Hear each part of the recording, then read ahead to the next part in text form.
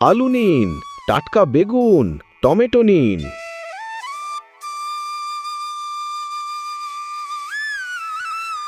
আর একটু কষ্ট করলেই হবে। এই বছরের ফসলটা ভালো হলেই সংসারটা একটু স্বস্তিতে চলবে। এই, ভালো করে কাজ কর, আমি একটু বিশ্রাম নিচ্ছি, কাজ শেষ হলে ডেকে দিস। দেখেছিস, আবারও শিবমের জমিতে কি দারুণ ফসল হয়েছে। ওর মতো পরিশ্রম করলে ফল তো এমন হবেই। যতই পরিশ্রম করুক, আমি বেঁচে থাকতে ওর ভাগ্য এত ভালো হতে দেব না। মিতা, কোথায় গেলে? এই তো, এত খুশি খুশি দেখাচ্ছে কেন? খুশি হব না? এবছরের ফসল দারুণ হয়েছে। কাল থেকেই কাটা শুরু করব। সব ঠিকঠাক হলে এবার আমাদের অনেক চিন্তা কমে যাবে। সত্যি? তাহলে তো পিউয়ের স্কুলের বাকি টাকাটাও দিয়ে দিতে পারবো। হ্যাঁ, আর কিছু টাকা জমিয়েও রাখব।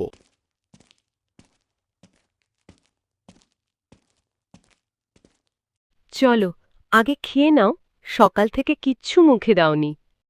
আজ কি রান্না করেছ? ভাত, ডাল, আর তোমার জন্য কয়েকটা গরম সমোসা বানিয়েছি। আরে, দারুণ হয়েছে, একেবারে দোকানের থেকেও ভালো। তাহলে আর একটা দিই? না, দুটো রেখে দাও, কাল মাঠে নিয়ে যাব। ঠিক আছে।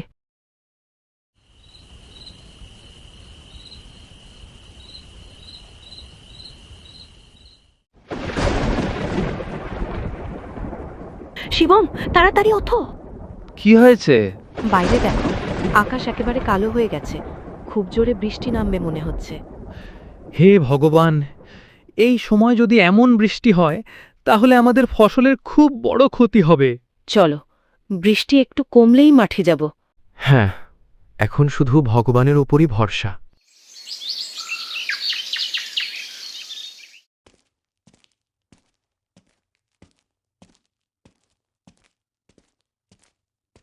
চলো, তাড়াতাড়ি চলো। কি অবস্থা হয়েছে কে জানে। আমারও খুব ভয় করছে। ও মা, এতগুলো ধান নষ্ট হয়ে গেছে। এত দিনের পরিশ্রম এক রাতেই শেষ হয়ে গেল। মন খারাপ করো না, এখনো তো কিছুটা ফসল বেঁচে আছে। হ্যাঁ, যদি আর বৃষ্টি না হয় তাহলে যা আছে সেটা অন্তত তুলে নিতে পারবো। আবার শুরু হলো। দুজন অসহায় হয়ে দাঁড়িয়ে দেখল চোখের সামনে বাকি ধানও জলে ডুবে যাচ্ছে। সব শেষ হয়ে গেল। চলো, এখানে দাঁড়িয়ে আর কিছু হবে না।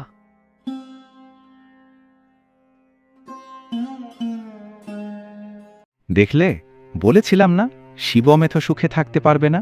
কিন্তু আমাদের জমিরও তো ক্ষতি হয়েছে। হতে দাও, আমার ক্ষতি হলে হোক, কিন্তু শিবম যেন আমার থেকে ভালো না থাকে, সেটাই আমার শান্তি। তোমার এই হিংসেটাই একদিন তোমাকে শেষ করবে, দেখে নিও।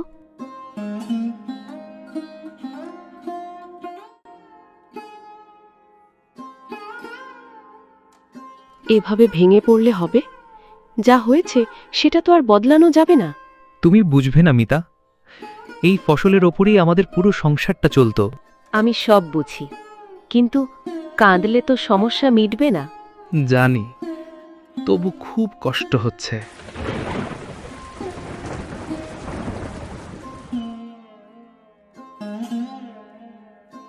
মাঠে গিয়ে শিবম স্থির হয়ে দাঁড়িয়ে থাকে। চারদিকে শুধু জল, ধানের কোনো চিহ্ন নেই। একটাও রইল মা। এবার সংসার চলবে কি করে? কি দেখলে? কিছুই নেই, সব ভেসে গেছেন। শোনো, একটা কথা বলবো? আমরা আবার নতুন করে শুরু করব। কিন্তু কিভাবে? সেটাই ভাবছি। একটা উপায় আমার মাথায় এসেছে। কি উপায় ভেবেছ? তুমি তো জানো, আমি ছোটবেলা থেকেই ভালো সমোসা আর পকোড়া বানাতে পারি।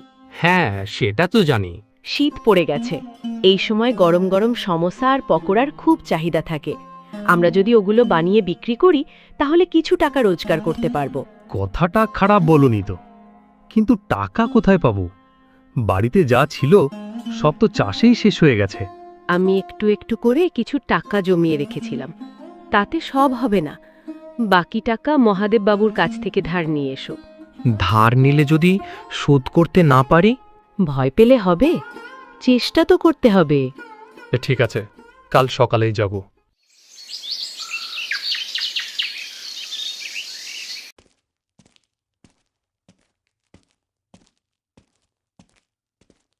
আরে শিবম, এসো, কি দরকার? একটু টাকার দরকার ছিল বাবু, খুব বিপদে পড়েছি। কত লাগবে? 10,000 টাকা। টাকা দিতে পারি, কিন্তু একটা শর্ত আছে। সময় মতো টাকা ফেরত না দিলে তোমার জমিটা আমার নামে লিখে দিতে হবে। আমি সময় মতো টাকা ফিরিয়ে দেব। তাহলে কি নাও? টাকা নিয়ে এসেছি, কিন্তু একটা বড় শর্তে। সময় মতো টাকা না দিলে জমিটা চলে যাবে। চিন্তা করো না, আমরা মন দিয়ে কাজ করব। ভগবান আমাদের নিরাশ করবেন না। জানো মিতা, তোমার এই সাহসটাই আমাকে শক্তি দেয়।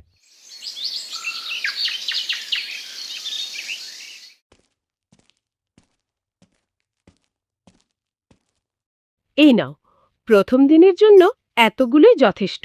আশা করি বিক্রি হবে। নিশ্চয়ই হবে, তুমি শুধু হাসি মুখে সবার সঙ্গে কথা বলবে।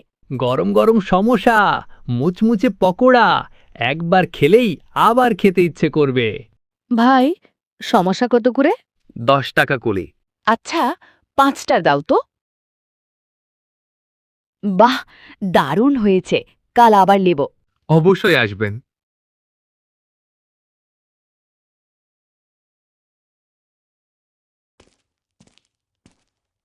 সেদিন থেকেই শিবমের নতুন লড়াই শুরু হলো। মিতা, এক গ্লাস জল দাও তো, আজ খুব ক্লান্ত হয়ে গেছি।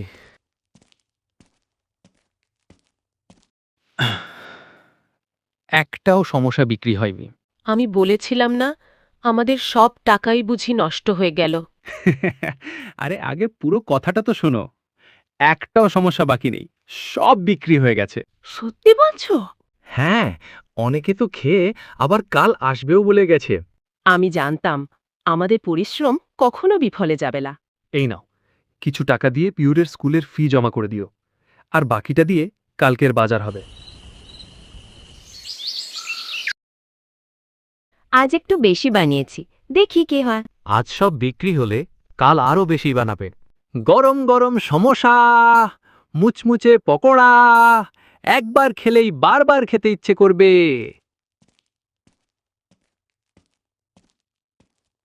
তোমার সমোসার খুব নাম শুনেছি। দাও তো 20টা সমোসা আর 1 কেজি পকোড়া। এই নেন। বাহ, সত্যিই দারুণ। কাল থেকে আমার দোকানের জন্য বানিয়ে দেবে? অবশ্যই নেব। আমাকে 10টা দাও। আমাকে 15টা। আগে আমাকে দাও, আমার দেরি হয়ে যাচ্ছে। শিবম একের পর এক সমস্যা আর পকোড়া দিতে থাকে। অল্প সময়ের মধ্যেই ঝুড়ি খালি হয়ে যায়। আজ তো অনেক দেরি করলে। দেরি হবেই তো, আজ এত ভিড় ছিল যে সামলাতেই পারছিলাম না। আজও সব বিক্রি হয়ে গেছে। শুধু তাই নয়, কালকের জন্যও অনেক অর্ডার পেয়েছি।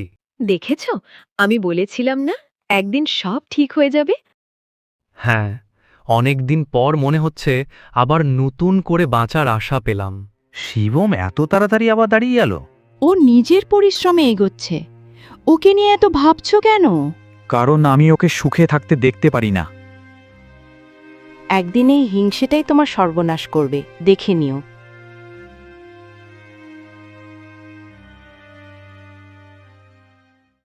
শিবম এখন আর ঝুড়ি নিয়ে বের হয় না। রাস্তার ধারে একটা ছোট্ট ঠেলা কিনে সেখানে গরম গরম সমোসা আর পকোড়া বিক্রি করছে। দাদা, আগে আমাকে 10টা সমস্যা দিন। আমার জন্য 1 প্লেট পকোড়া করে দিও। আজ একটু বেশি দেবেন, বাড়িতে সবাই অপেক্ষা করছে। একটু ধৈর্য ধরুন, সবার জন্যই আছে। এই নাও, আরেক দফা বানিয়ে নিয়ে এলাম। ঠিক সময়ে এসেছো, সব প্রায় শেষ হয়ে গিয়েছিল। আজ তো ভিড় আগের থেকেও বেশি। হ্যাঁ, এখন অনেকেই দূরের গ্রাম থেকেও খেতে আসছে। দেখো, আজকের লাভ তো আগের সব দিনের থেকে বেশি। এভাবেই চলতে থাকলে খুব তাড়াতাড়ি মহাদেববাবুর ধারও শোধ করে দিতে পারব। আর পিউর পড়াশোনা নিয়েও আর চিন্তা করতে হবে না। ওরে ও শিবম, বাড়িতে আছিস নাকি রে? আরে কাকু, আসুন আসুন। সামনের পরশু আমার মেয়ের বিয়ে, বুঝলি? প্রায় ১০০ জন অতিথি আসবে। শুনেছি তোর সমোসা আর পকোড়ার খুব নাম হয়েছে। তোকে একটা কাজ করতে হবে, বুঝলি? না মানে ওই আর কি, আপনি বলুন কাকু, কি করতে হবে? ১০০ জনের জন্য সমোসার পকোড়া বানিয়ে দিতে পারবি? অবশ্যই পারব। সময় মতো সব পৌঁছে দেব। আপনি একদম চিন্তা করবেন না কাকু। যাক, তাহলে আমি নিশ্চিন্ত হলাম।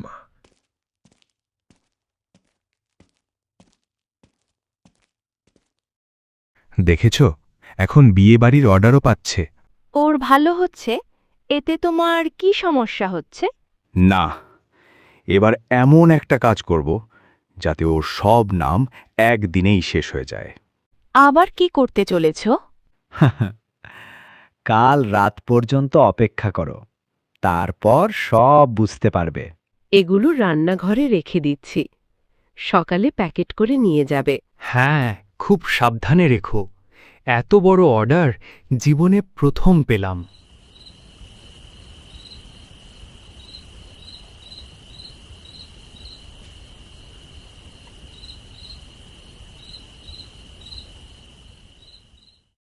এবার দেখি কাল কি করে অর্ডার দেয়।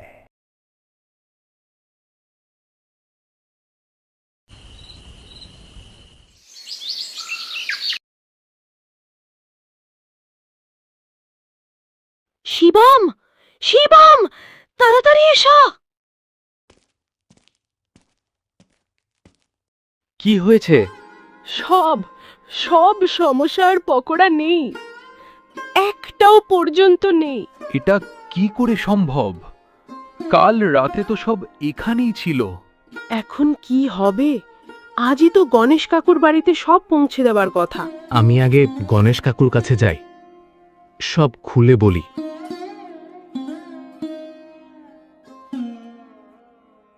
কাকু, একটা বড় বিপদ হয়ে গেছে। কি হয়েছে? কাল রাতে কেউ আমাদের সব সমোসা আর পকোড়া চুরি করে নিয়ে গেছে। আমাকে শুধু আজকের দিনটা সময় দিন, আমি আবার সব বানিয়ে দেব। ঠিক আছে, আমি তোকে বিশ্বাস করি, কিন্তু আজ সন্ধ্যার আগেই সব পৌঁছে দিতে হবে। আপনি চিন্তা করবেন না, সময় মতো পৌঁছে যাবে। রনিকে তো কোনোদিন সমস্যা কিনতে দেখিনি। কি রে রনি, সমস্যাটা কোথা থেকে পেলি? বাবা এনে দিয়েছে। আমাদের বাড়িতে তো একটা বস্তা ভর্তি সমোসার পকোড়া আছে। এই কথা শুনে শিবম সব বুঝে যায়। কি হলো? আমার মনে হচ্ছে সব প্রকাশের কাজ। তাহলে আর দেরি করো না, গণেশ কাকুকে সব বলো। প্রকাশ, দরজা খোল। আরে, সবাই একসঙ্গে? কি হয়েছে? তোর বাড়ির তল্লাশি করা হবে। কিন্তু কেন? সেটা একটু পরেই বুঝতে পারবি। কাকু, এলিকে আসুন। একটা ঘর থেকে বড় বড় বস্তা বের করা হয়। বস্তা খুলতেই দেখা যায় ভেতরে সমোসা আর পকোড়া ভর্তি। এবার বল, এগুলো তোর বাড়িতে এলো কি করে? আমি সত্যিটা বল। আমি চুরি করেছি। শিবমকে ভালো থাকতে দেখতে পারছিলাম না, তাই রাতে সব সমোসা আর পকোড়া নিয়ে এসেছিলাম। ছি, নিজের বন্ধুর সঙ্গেই এমন কাজ! একে শাস্তি দিতেই হবে। আমি ওকে অনেকবার বুঝিয়েছিলাম, কিন্তু ও আমার কথা শোনেনি। হিংসে মানুষকে কোথায় নামিয়ে আনে দেখলি তো প্রকাশ? আজ থেকে গ্রামের কেউ তোর ওপর আর বিশ্বাস করবে না। আমাকে ক্ষমা করে দিন কাকু, আমি আর কোনোদিন এমন কাজ করব না। ক্ষমা চাইতে হলে শিবমের কাছে যা। তুই ওর সাথে অনেক অন্যায় করেছিস। কাকু, ওকে আর কিছু বলবেন না। ও নিজের ভুল বুঝতে পেরেছে। আমি চাই না আর ঝামেলা বাড়ুক। আমাকে ক্ষমা করে দে ভাই, আমি তোর ভালো কোনো দিন চাইনি। পুরনো কথা আর ভাবিস না প্রকাশ। এবার থেকে নিজের পরিশ্রমে মন দে। অন্যের ক্ষতি করে কেউ কোনোদিন বড় হতে পারে না। এই নিন বাবু, আপনার সব টাকা শোধ করে দিলাম। খুব ভালো লাগলো, জানতাম তুই কথা রাখবি। দেখলে, আমি বলেছিলাম না, পরিশ্রম করলে একদিন সব ঠিক হয়ে যাবে। হ্যাঁ, যত বড় ঝড়ই আসুক, যদি হাল না ছাড়া যায়, তাহলে একদিন না একদিন সাফল্য আসবেই।